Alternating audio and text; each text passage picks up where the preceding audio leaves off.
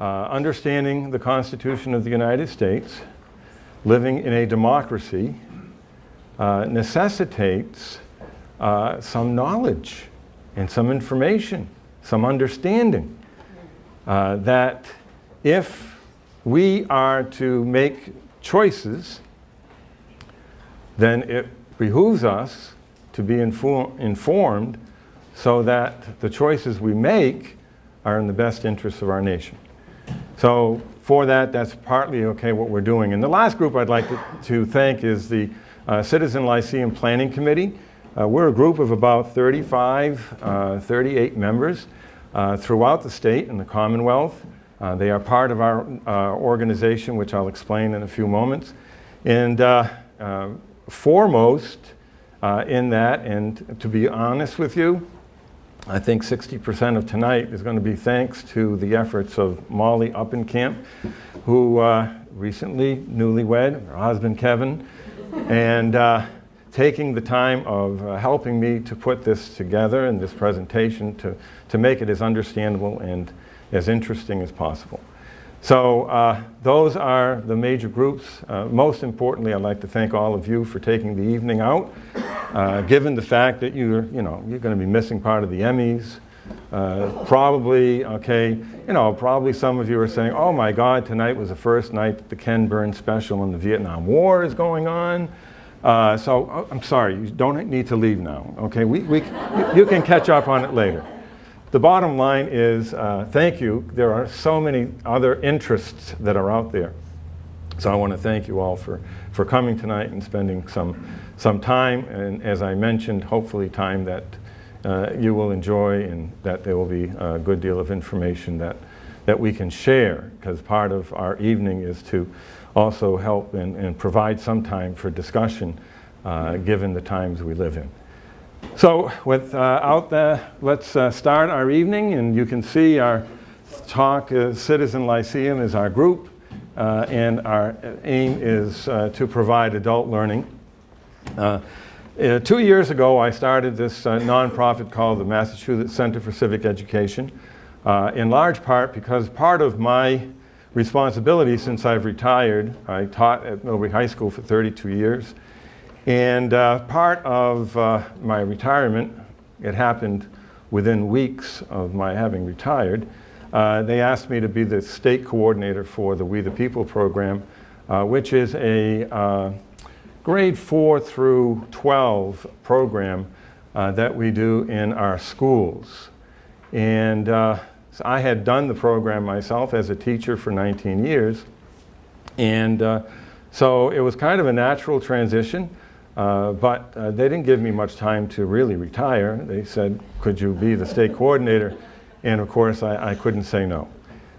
So we used to have federal funding that allowed us to really promote this program, which was, as I'm sure you can see from tonight's topic, pretty much discussions about American government and how American government what its principles, its values, and its institutions are at the, like as I mentioned, elementary, middle, and high school. In 2011, federal funding ceased. So as a result, whatever monies we had in order to promote the program, we no longer had. Because the program had done successfully, it started in 1987, a lot of teachers in the state, did not want to give it up. And so as a result, they continued to do it. And so in 2011, with the lack of funding, the program continued primarily because the teachers wanted it to, and secondly, because of the volunteers that I have that are always supportive in helping to make sure that this program continues. So in 2015, after 4 years of not having any funding, I decided that maybe we can do something about that, and so that's why we started this organization. Part of it in the background was, and you can see from part of the description there in our mission statement, we're looking to continue through higher and continuing ed. In my opinion, continuing ed refers to adult learning. And so that's why this is an offshoot, if you will, but a necessary one as I see it, and as our organization sees it. The Lyceum became part of the name for several reasons. As many of you in this room already know, because you are part of the Asa Waters Mansion and been very involved for many, many years, you are familiar with the fact that Millbury, Massachusetts was the first site of the American Lyceum. In 1826, Josiah Holbrook, a Yale graduate, conducted and held the first Lyceum. And it wasn't an isolated Lyceum. It was a Lyceum that spread throughout the Northeast and the Midwest. So much so that by the late 1830s and 1840s into and up to the Civil War, there were over 350 Lyceums throughout the country. And so this movement, ended pretty much during the Civil War. And after the Civil War, another program similar in the adult learning became known as the Chautauqua movement, kind of took over. The Chautauqua movement, however, was a little bit different because there people had to go to Western New York in order to be able to attend the various lectures. The Lyceums were held in different communities all over our different states. Matter of fact, in 1838, one of the main speeches of Abraham Lincoln was delivered at a Lyceum. So the Lyceum movement was a strong one, but the fact that this was originating here in Millbury, has a great deal, I think, for us to hold our hats. Our Citizen Lyceum wants to emphasize what are the major principles that form the backbone of our government. And they are the constitutionalism, they are liberalism, they are republicanism. And you're going to hear throughout the beginning of our talk tonight a continued discussion on what these terms mean, what they meant when our framers, were putting our government together. So today, as many of you know, is the actual 230th year anniversary of the signing of the Constitution. So 39 members of the Constitutional Convention decided to put their names to this document. Now, 72 and 78 delegates from the various states had been chosen to attend the Constitutional Convention. Only 55 actually attended. Out of the 55, only 42 were there the day of the signing. And so I'm no math genius, but that means 3 of them didn't sign. And those 3, are very important founders. They contributed a great deal to the Constitutional Convention, but they felt, for one reason or another, that there was something lacking in the Constitution that had been drafted. So we're going to take it and we're going to talk about, in the early part of our discussion today, we're going to talk about the bringing us to the signing of the Constitution. I use this title as a subtitle, Preserving Our American Democracy Through the Institutions, Principles, and Values as Established Through the Constitution. I give you a quote from John Adams. He wrote this in 1776 in a document called The Thoughts on Government. And what's impressive to me was where he says that we would be creating a government or an empire of laws and not of men.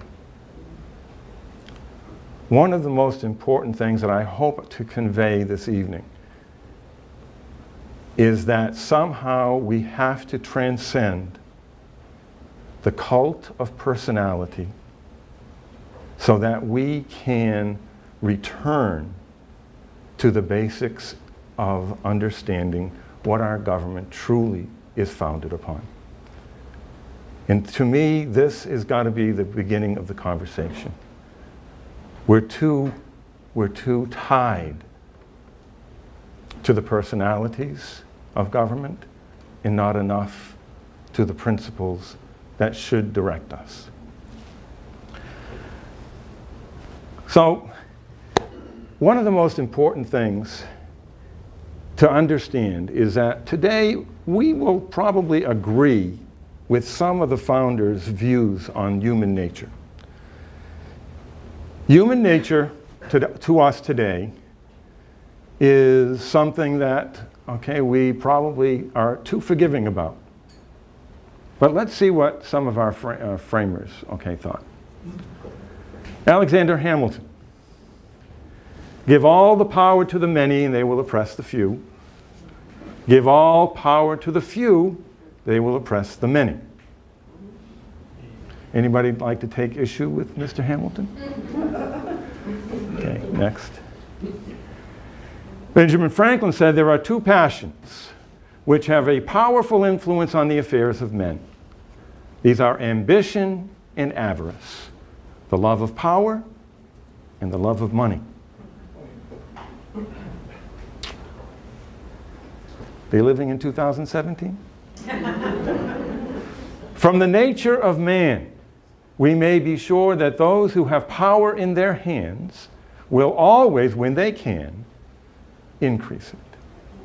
George Mason, one of the three who did not sign the Constitution.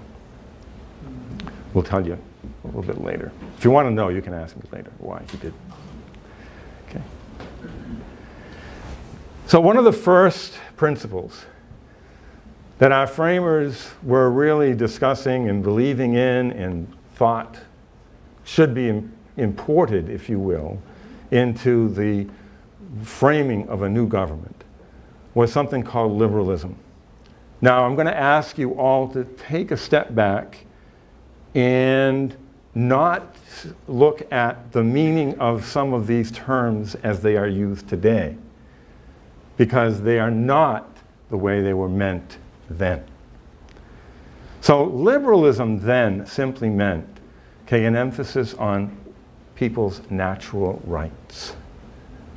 Now, if you look at John Locke, one of our Enlightenment philosophers in the late 17th century, he wrote a book called The Two Treatises on Government, which became very influential to our framers. And one of the things that he says is that the state of nature has a law of nature to govern it, which obliges everyone. No one ought to harm another in his life, health, liberty, or possessions. Now, some of you may see some familiarity with some of those terms. Well, I'd like to start off by making you aware, if we're not, about what is a state of nature. The philosophers in the late part of the 17th century, Hobbes and Harrington and Sidney and many, many others of that time, were trying to figure out, where does the right to have a government come from? And so what they did is they started from scratch. And what they did is they said, okay, let's say we have a state of nature. What's in the state of nature?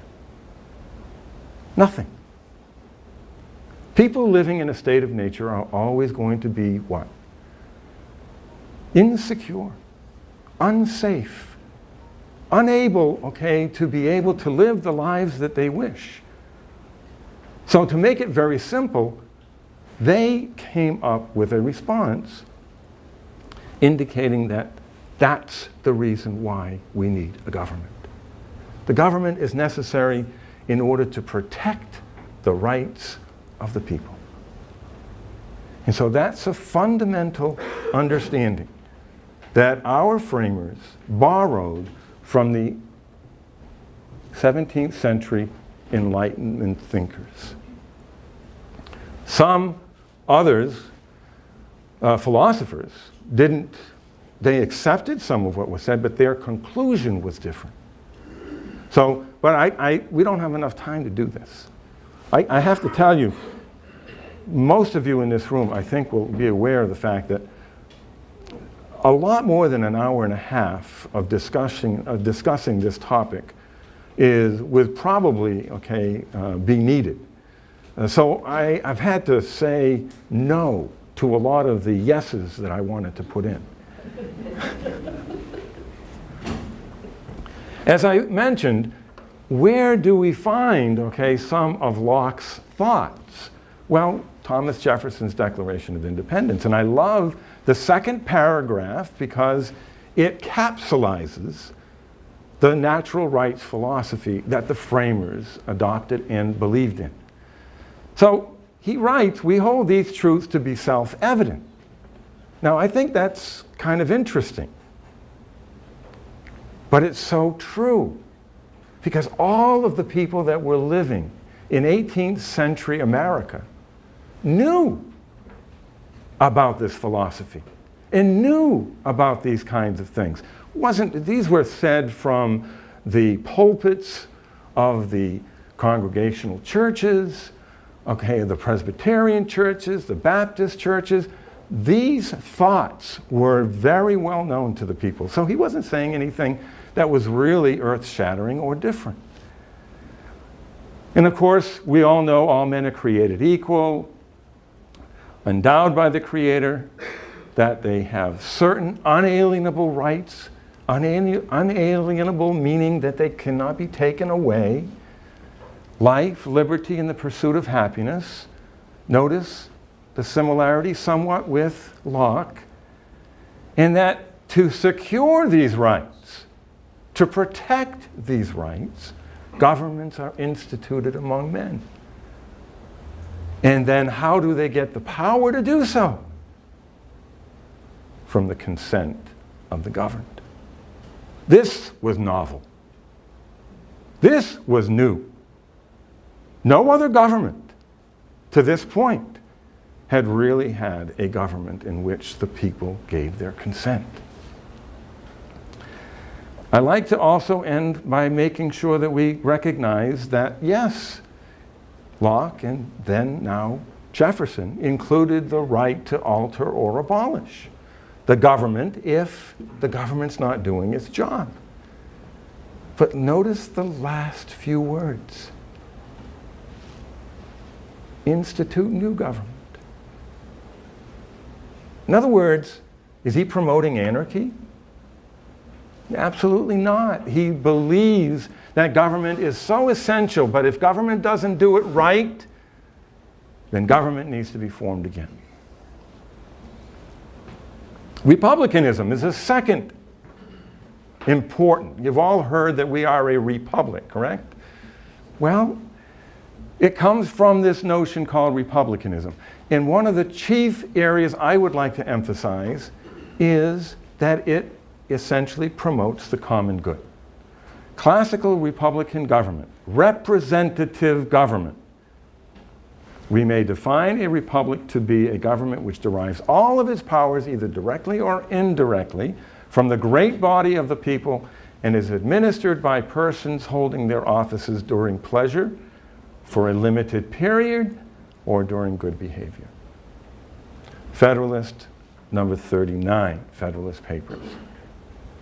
So this is where we get this representative democracy that we believe in, this representative government. Certainly today we can understand it even better than then. We have a population that's nearing 325 million people.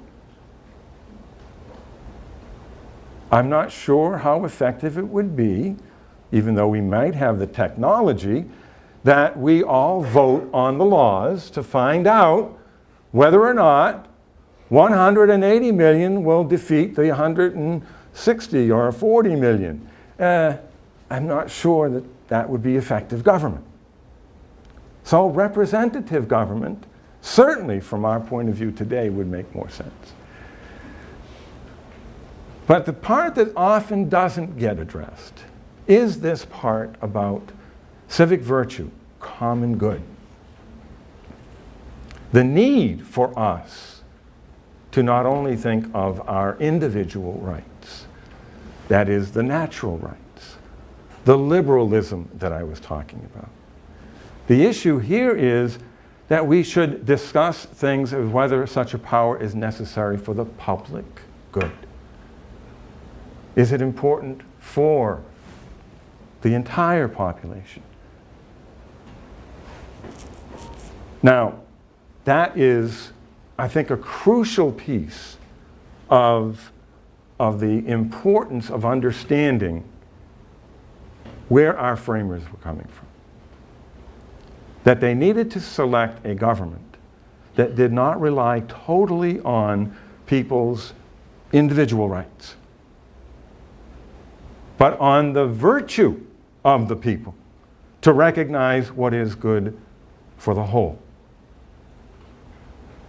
And this is partly the reason why we will have a second constitution, because there were some issues with the first one because this wasn't affected in the first one. We'll talk about that briefly. So a couple of quotes from John Patrick, a very well-known professor and emeritus today. And he writes, republicanism is a theory that emphasizes the participation of citizens for the common good of the community. Republicanism stresses the public rights and obligations of citizens to cooperate in support of their community. Now, for those of you in the room who are saying, wow, I've never heard of anything like that. Well, just look around you. We have all kinds of people. The Friends of the Asa Waters Mansion are reflective of this common good. Our firefighters, our police officers, our government officials, they express lots of things that we can connect and understand, relate to the common good. Okay, we're going to take a break. The break is to allow us to kind of discuss both of these terms at your table in groups of 3 or 4 and kind of look at something that, if you haven't already recognized, that these two terms can often be in conflict with each other. That it's not unusual to see tension exist between this natural interest or self-interest versus, the general welfare. And so understanding that helps us to understand it. Would you like to have me give you an example so you can kind of jumpstart to where you want to go? Okay. Let's take the issue of smoking. For years, people smoked, and no one infringed upon their rights. People smoked even if you didn't smoke. You went to their homes, you went to wherever you wanted to go, and essentially people who wanted to smoke just simply smoked. And nobody thought differently to say, why, I prefer that you don't smoke. Until science met up with the effects of smoking. And in the 1990s, it became understandable that secondhand smoke impacted the health of others. And so decisions had to be made. Decisions that you could interpret as curtailing the individual rights of people, but needed in order to protect everyone else's right to good health. Think of some other examples. And in about 5 minutes, we'll talk about some that maybe you can come up with. Does anyone or any group want to discuss one of your examples? Yes, sir. Zoning. Zoning? Explain. Well, you're talking about common good and individual rights. Some people would. I come from a town where we were the last town in the state of Massachusetts, Charlton, to institute zoning. And as I often on the planning board used to argue for it, people would say, listen, if I want to have a pig farm, I want to have a pig farm. Or someone else would say, I want to have an industrial complex. And that might be next to someone's home who says, what about my individual rights? What about the common good? What about the tax situation? So I think that's where you were going with some of that, the common good versus self-interest. Very good. Excellent. Anyone else? Yes. You talked about vaccinating children, that, the worry, the fear of autism for children, which was fabricated. is now rampant, and parents don't want to vaccinate their children, so they have that right. But the school also has the right not to accept their child who could infect the other children with childhood diseases. Excellent. Very good. Anyone else? You talked about guns, how in this society and everything, do we really need people to have guns that can shoot 32 rounds at in a few seconds?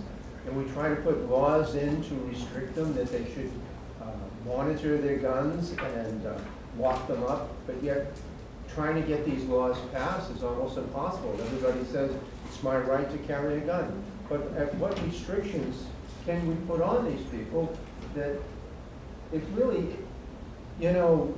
when you see the guns that these people are buying at these shows, and you try to put laws on that they have to register them and everything, it seems like we have a stalemate, with the gun people. And the other people, I can see people hunting, but I can't see why you need an M16 or something of this nature to shoot with. Is it absolutely necessary in this society to have those type of guns? And I wish we had an answer. Yeah.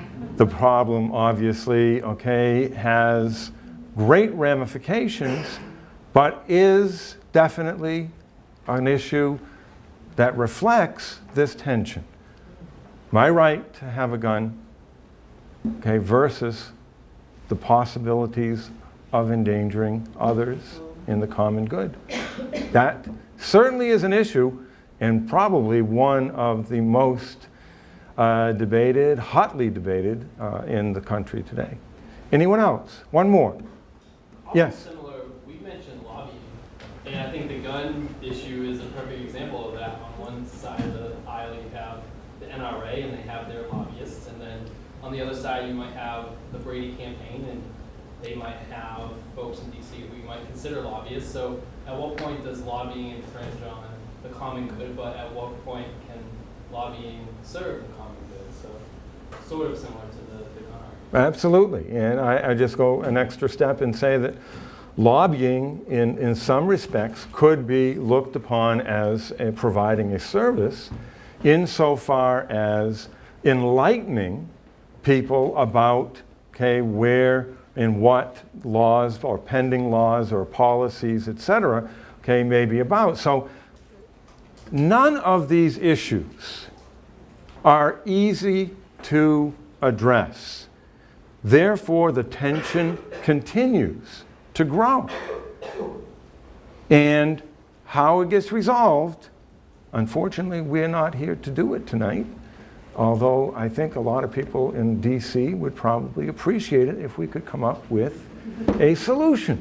Well, we go on to next is constitutionalism, which is our third major principle that our framers, were very concerned about. And that is the notion of limited government, the notion of rule of law. John Patrick, again, discusses, these important areas. Limited government means that government officials cannot act arbitrarily and do whatever they wish. They have to follow, what is going on? What is necessary? What is the Constitution say about that? That's why constitutionalism has its basis in the word constitution, because the Constitution guides us in recognizing what the limits are on the people, on, in this case, the government. This is the most important part. Rule of law, we hear that term often, do we not? It seems like anyone and everyone seems to talk about the importance of the rule of law. And often we use it in connection to what our government officials are doing, because we'll turn around and we'll say, well, wait a minute, they're not following the same laws. We may even have enough anecdotal evidence to even believe that sometimes there are some people who have a means by which to avoid the law, whereas others do not. That defeats the very premise of what is called the rule of law. So we're going to do another little discussion. But this time, we're going to do it openly. In other words, you just discuss it.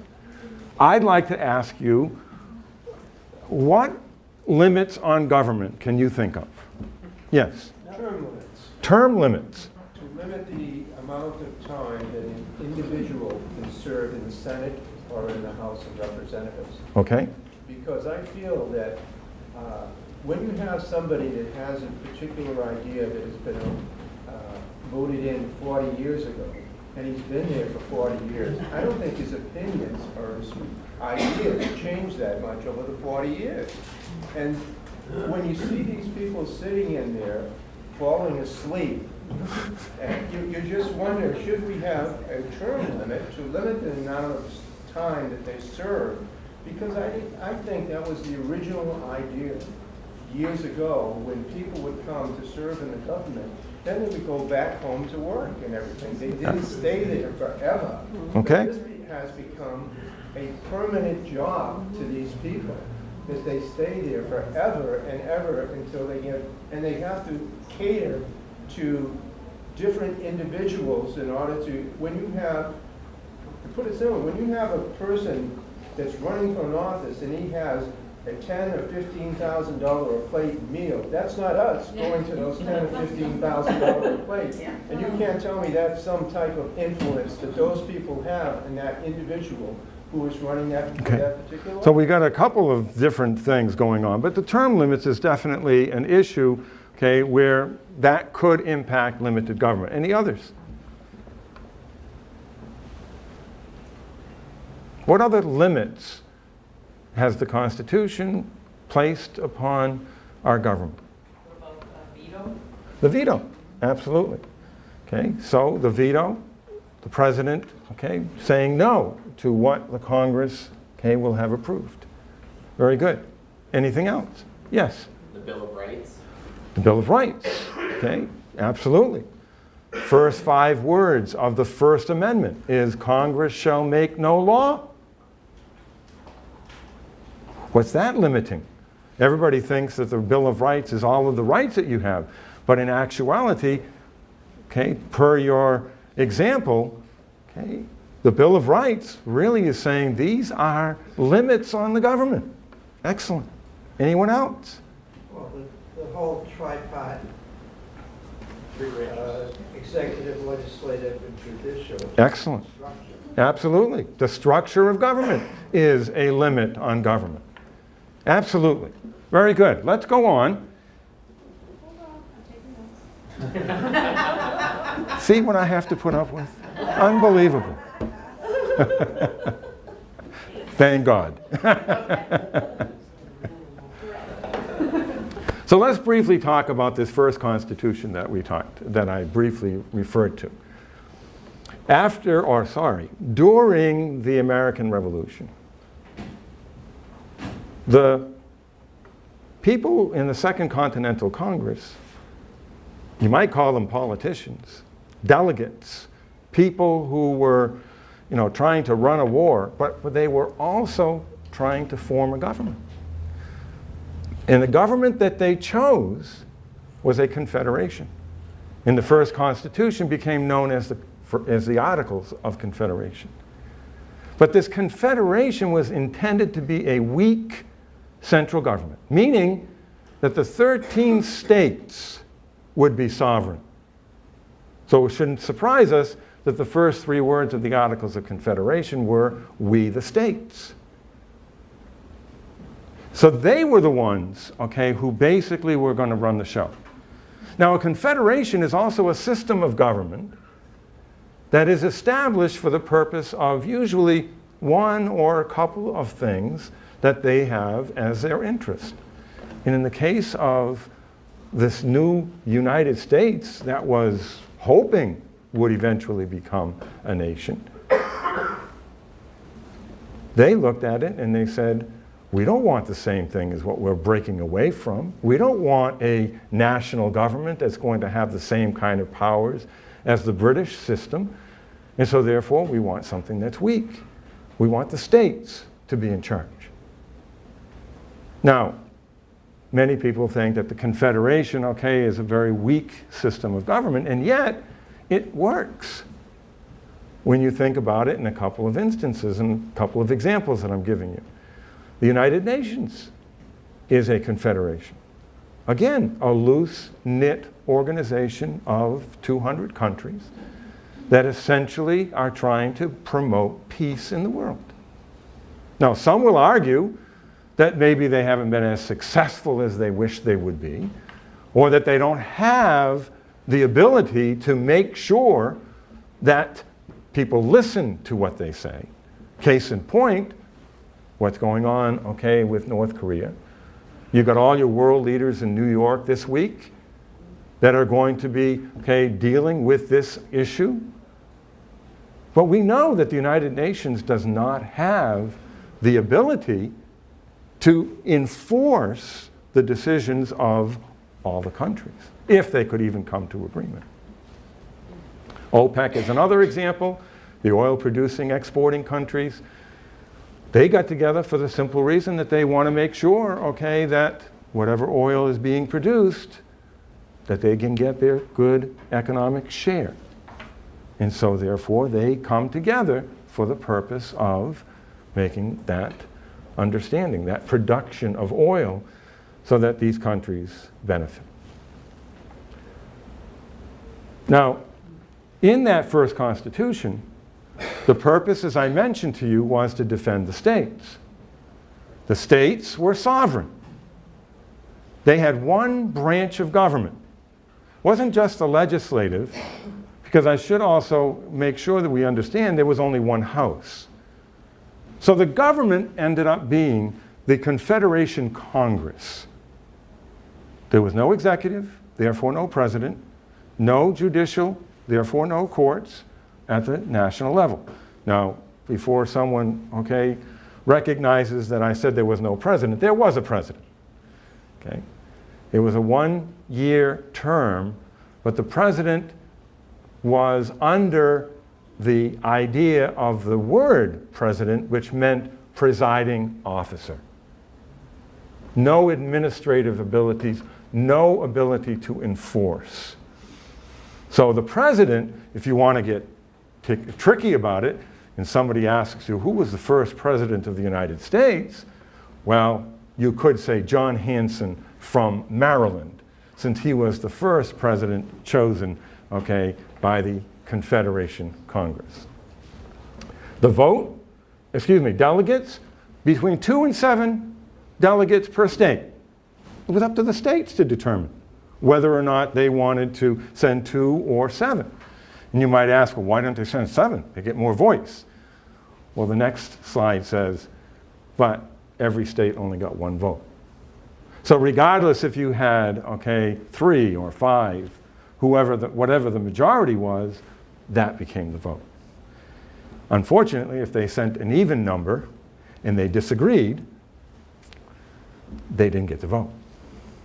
Making laws, 9 out of the 13 states were necessary.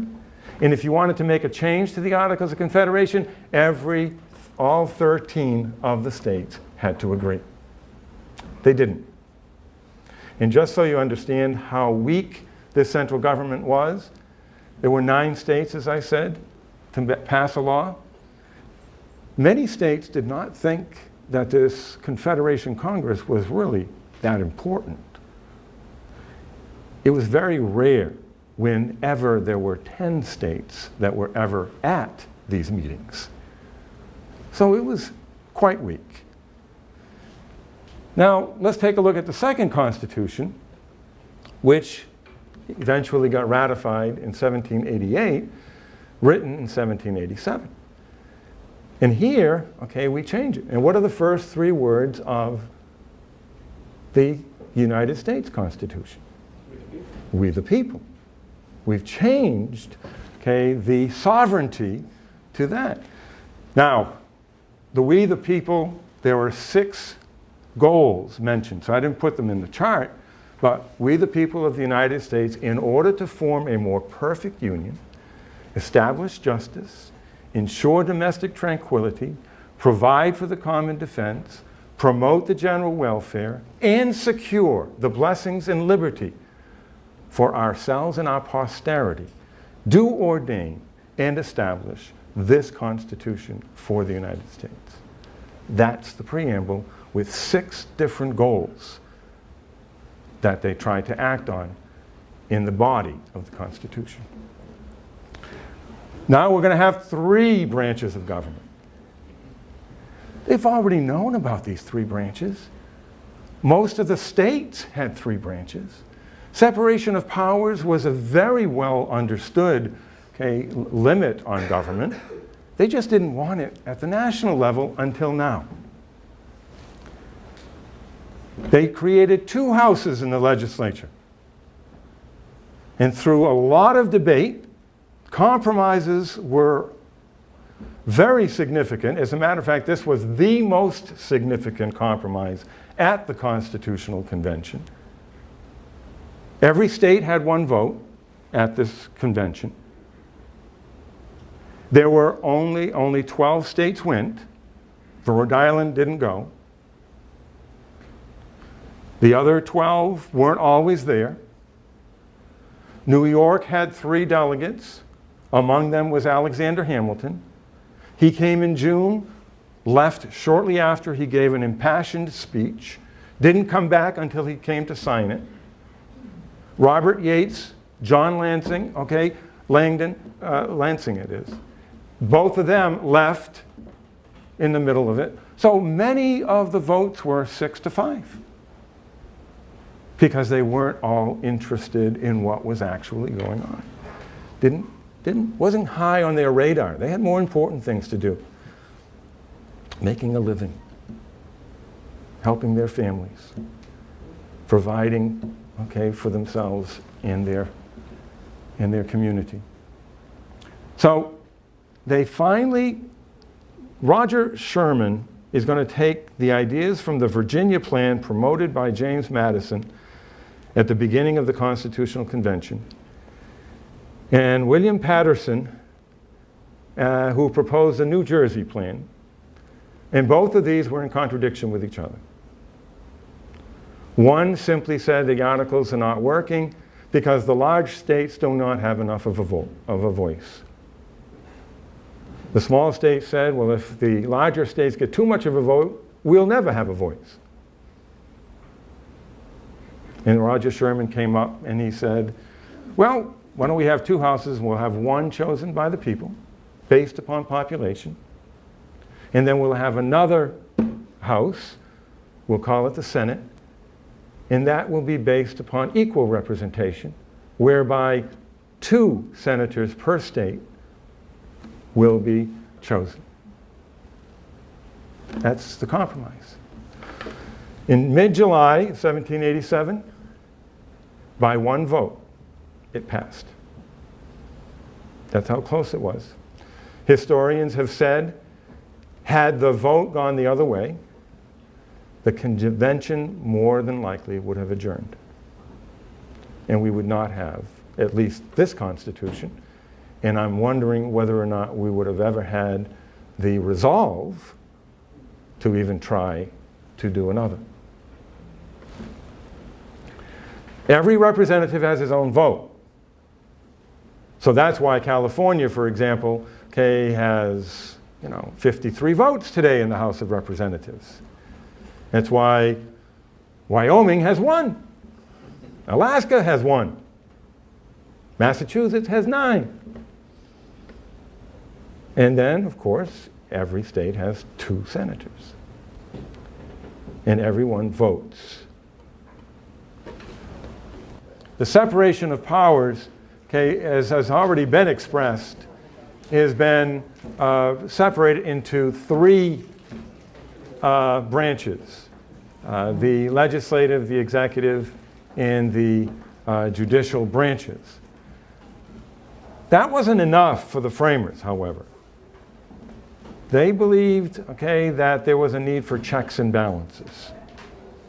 And these checks and balances meant that some of the powers could be checked by another branch of government. So when you mentioned veto, okay, what you were saying was that the executive branch was checking the legislative branch. And so therefore it's a check on that power. Well, there are many different kinds of checks, and we don't have a lot of time to discuss them, but if you have any that you'd like to, we can. But the bottom line is, you know, the courts check Congress and the president by invalidating their laws or resolutions by simply saying that that is unconstitutional. So we have a lot of checks, and that would be certainly a topic of conversation for, okay, when we have a little bit more time. But the bottom line is understanding what these are and the notion of what they are is important for our understanding tonight. Congress is a check. Each house is a check on each other. So that if there's a law passed in the House, the same law must be passed in the Senate. And when they pass two similar laws, but not exactly the same, they have to go to committee, a conference committee, to iron it out and then re-vote on the law. And then the president signs it, a check on the Congress, or vetoes, and two other methods that he has. The judiciary, independent judiciary, is a check, meaning that the independent judiciary does not have to be overly concerned with the fact that its position can be checked by the people. They're not voted on. They are appointed and then, they are nominated and then appointed and then approved by the House. President appoints, Senate, okay, approves. The veto, we mentioned. The writ of habeas corpus is an important check on government. They're not allowed to take anyone and put them in jail. If someone wants a writ of habeas corpus, they have to provide reasoning and charges on what it is that they are doing. These are important measures. Recently, with the issues of Guantanamo Bay, this became a concern. How do you take a look at the people that were so-called arrested under terrorist actions and then placed in a American land? Should they be protected by the writ of habeas corpus? The courts ruled yes, because they were on American land and they needed to be charged with crimes. They could not be held. Many of them without it. Now, we may say this is, not a big deal for us today because we live under its protection. Why was it so important, for our framers? It was so important to our framers. In the 17th century, this became known as the Great Writ, because the king often imprisoned those that disagreed with him. And so therefore, people would be silenced by the fact that they would never be heard from again. These things continue to occur in some countries around the world today. They shouldn't be happening in our system because of the writ of habeas corpus, which can be changed, but is in the Constitution, Section 9 of Article 1, Clause 2, can only be changed if we are in a rebellion or an invasion, in which case at that particular time that can be done. But once it's over with, the writ needs to be reestablished. Due process of law. You hear about this often. It's a term that was used in the Magna Carta in 1215. A term that essentially means, okay, that you must be treated fairly by the government. Essentially, that's all it means.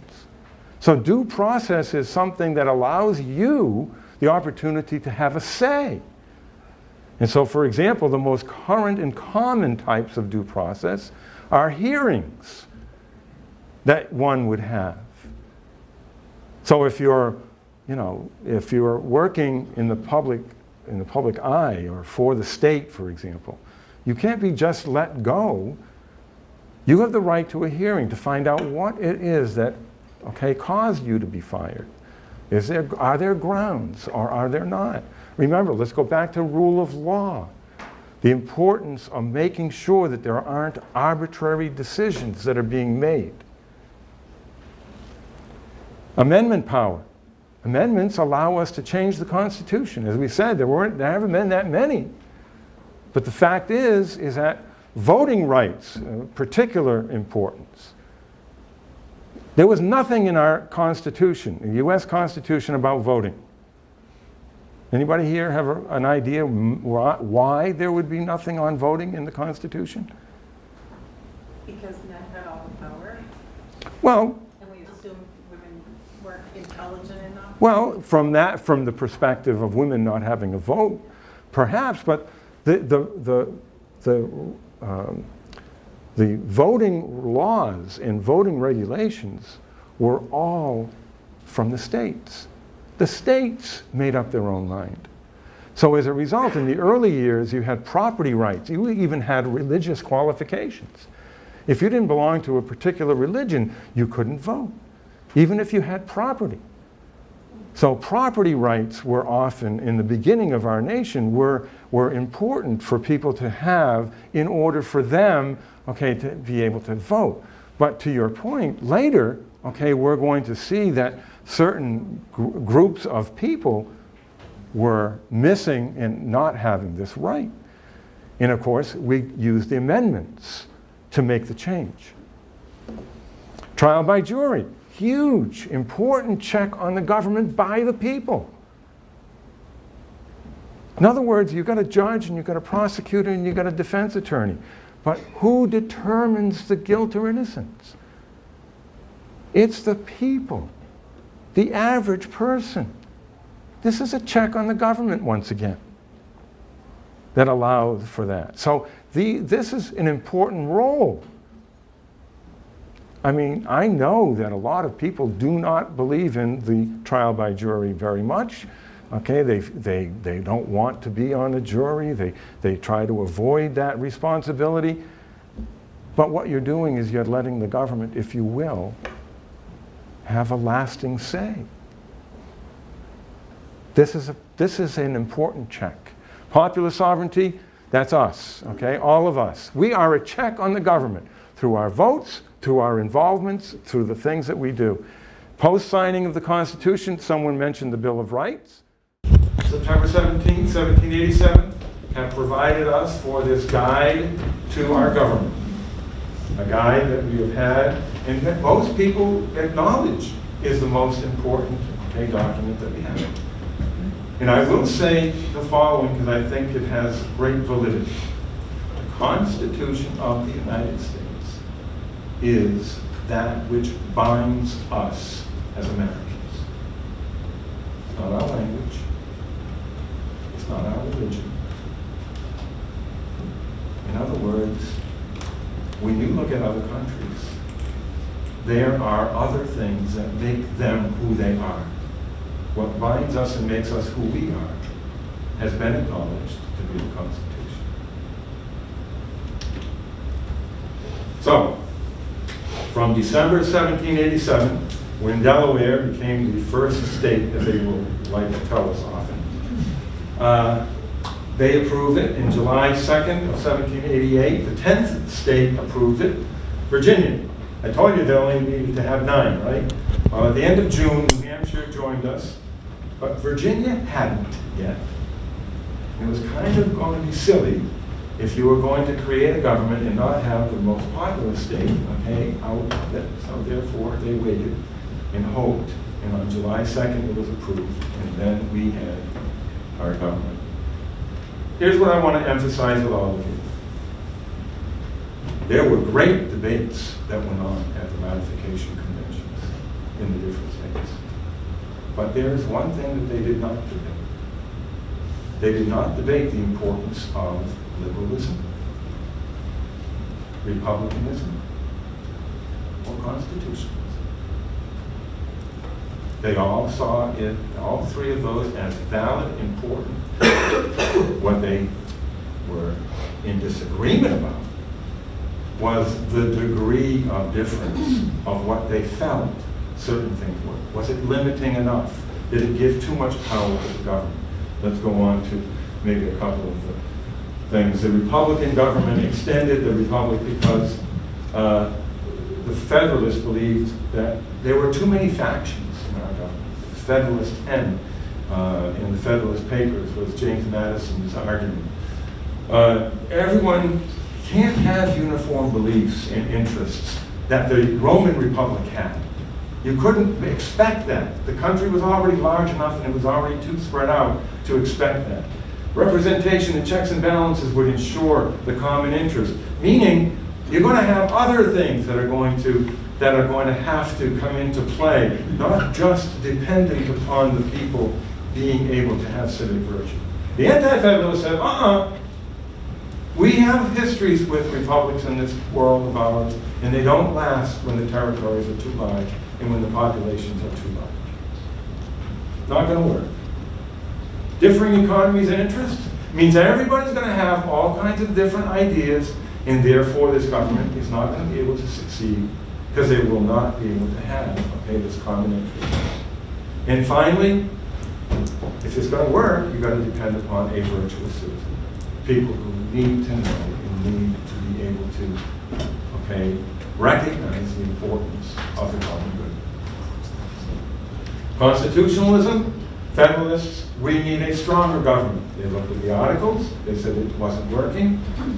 We need money to fulfill our needs. Taxes, not a nice term, no one likes to hear it, but the bottom line is, can't do anything unless you have those taxes.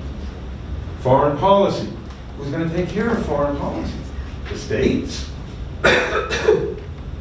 War-making powers? States? Trade between the states? Who's going to resolve the issues between the states? This was huge. Part of the major reason why the Articles of Confederation was so unsuccessful in many ways was because you had the Potomac, which separated Maryland and Virginia. You had the Hudson, which separated New York and New Jersey. Each was using those navigable waterways for their own economies. Well, guess what? Each wanted to benefit their own state. Who's going to solve this? So the Anti-Federalists kept on turning around and saying, wait a minute, it's too strong. This taxing power is going to cause great harm because of the, well, first of all, it was recognized very fully that taxing is a means of destroying. Maintaining a standing army. If you want an army to always be in place, somebody's going to want to use it. Necessary and proper clause, part of Article 1, Section 8. If the government wants to do something, you just have to find a connection to the powers granted by the Congress or by the Constitution and make a connection. Therefore, it enlarges the power of federal government. And finally, the supremacy clause. Okay, the states are now subservient to the national government. The states, will always never be able to make the decisions that they want to make for themselves. So these are the degrees that I mentioned before. Then this Federalist Paper number 51, one of the most important papers, I think. I've broken it down into 3 quotes. Ambition must be made to counteract ambition. In other words, you're not going to control ambition, but you've got to do things, to counteract it. The interest of the man must be connected with the constitutional rights of the place. It may be a reflection on human nature that such devices should be necessary, to control the abuses of government. But what is government itself but the greatest of all reflections of human nature? So we go back to what we talked about with human nature. So if I allow human nature to take its root without any kind of regulatory or regulation or any kind of restrictions, we know what human nature will do. Ask Bernie Madoff. If men were angels, no government would be necessary. Oh, well, I love it. Absolutely. And if angels were to govern men, neither external nor internal controls on government would be necessary. But we aren't. In framing a government which is to be administered by men over men, the great difficulty lies in this. You must first enable the government to control the governed, and in the next place, oblige it to control itself. A dependence on the people is, no doubt, the primary control on the government. But experience has taught mankind the necessity of auxiliary precautions. Guess what? Auxiliary precautions are the limits on government. Separation of powers. The Congress, the House, the Senate, the presidency, the courts. These are the institutions that were created to essentially respond to the fact that human nature left unchecked is basically going to cause government to run amok. So, I'd like to, right now, to take a look at history. All I'm going to ask you to do at your tables is to discuss amongst yourselves and come up with some important crises in government, and we'll discuss them. Okay. Did everybody solve our problems? What crises did you come up with? Healthcare. Which one? Healthcare. Healthcare, big crisis. Anyone else? You see how much I want to touch that one? North Korea. North Korea. Civil War. Okay, the desegregation of schools. Desegregation of schools. Any other crises? Afghanistan. Afghanistan. Vietnam. Vietnam. How about the Civil War? Remember that?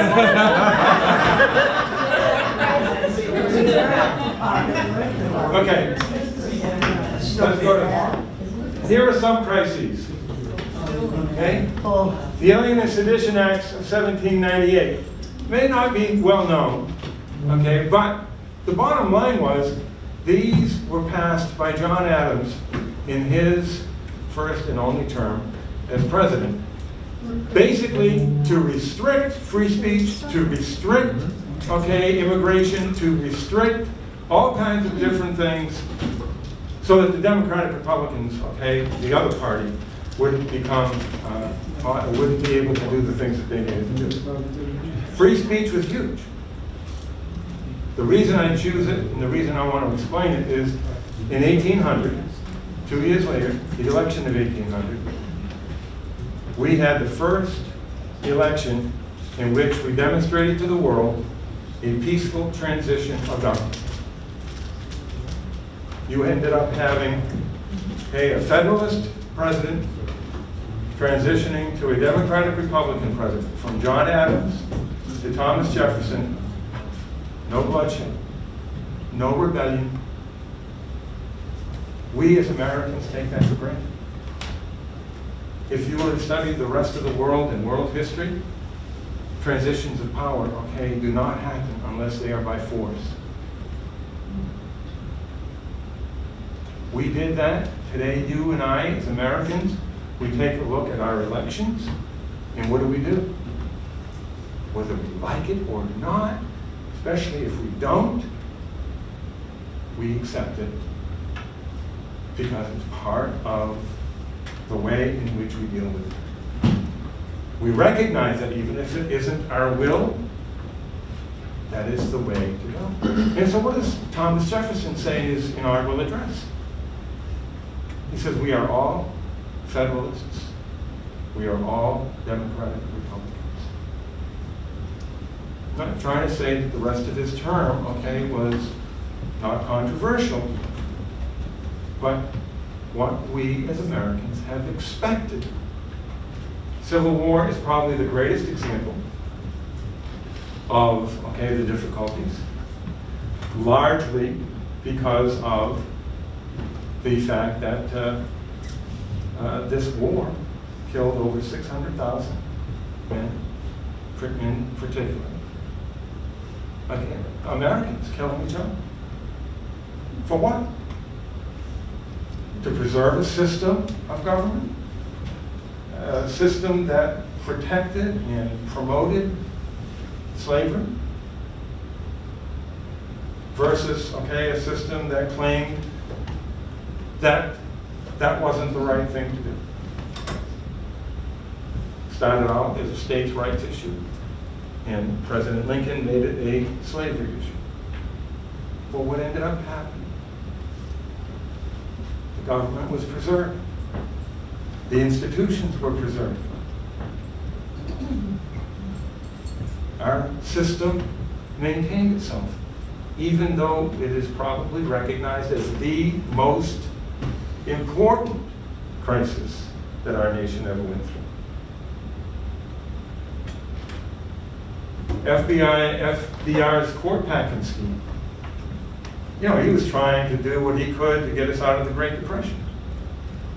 And the courts were ruling against him and saying that the acts that he had created were going to be, they were going to go against what this government stood for. That they were too novel. They didn't follow the Constitution, thus unconstitutional. So what does he do? Well, you know, some of these people are getting a little old there in the old Supreme Court.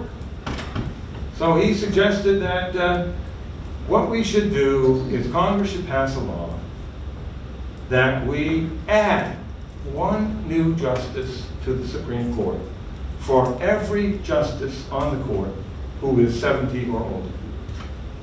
So we would have gone from 9 to 15.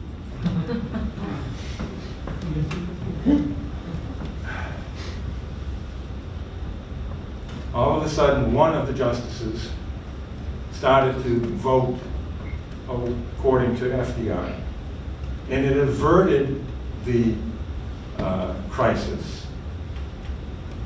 First, Congress was not going to go along with it. Again, the protection of the institution that would not follow the lead.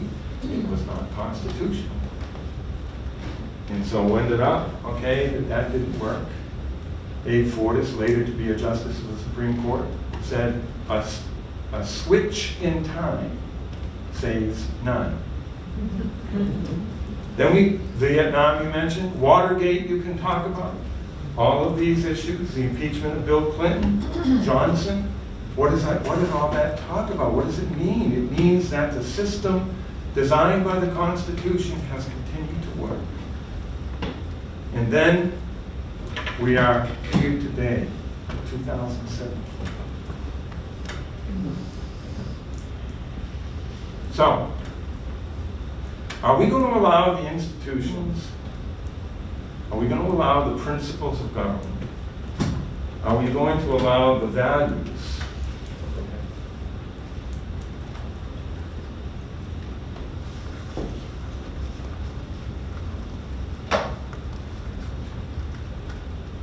We're going to allow these democratic values. I borrowed it from a gentleman, R. Freeman Butts.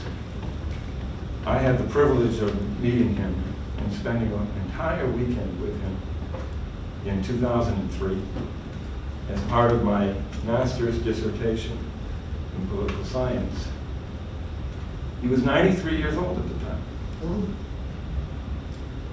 He lived until he was 99, 2 months shy of his 100th birthday. But this man, okay, had written a lot about the revival of civic learning. And I just was in awe of him. And I really Googled and I checked a great deal of information to find out what are American values? What are these American values that everybody talks about? And in my opinion, none of them come close, okay, to being what I think are Freeman Buttons, okay, put in as his decalogue of democratic values. I think most of them, okay, are self-explanatory. These are things that we expect. These are things that we believe as Americans. So I ask you the following question again. Are we going to allow the institutions, the principles, and the values of our government to preserve this republic that was created by our framers in 1787? What do you think? Should we do that? The bottom line is I want to rethink, okay, all of the people that were so instrumental in putting this evening together. I want to appreciate, okay, everyone's attention and involvement. I just want to remind you, even though everybody can go in the next room and get their refreshments. If you want to continue a dialogue and ask questions and things of that nature, I will be more than glad, okay, to continue that discussion. Because I think that there's a lot of ambivalence today about what is going on in our country. And I think a free exchange of ideas is necessary. And I'll go back to something I said at the beginning of the evening. I think it's essential for us as Americans to go beyond the cult of personality and get down to what it is that the Constitution has created, and if it deserves our attention, to preserve it and to promote it and to make sure that it continues for another 230 years. Thank you.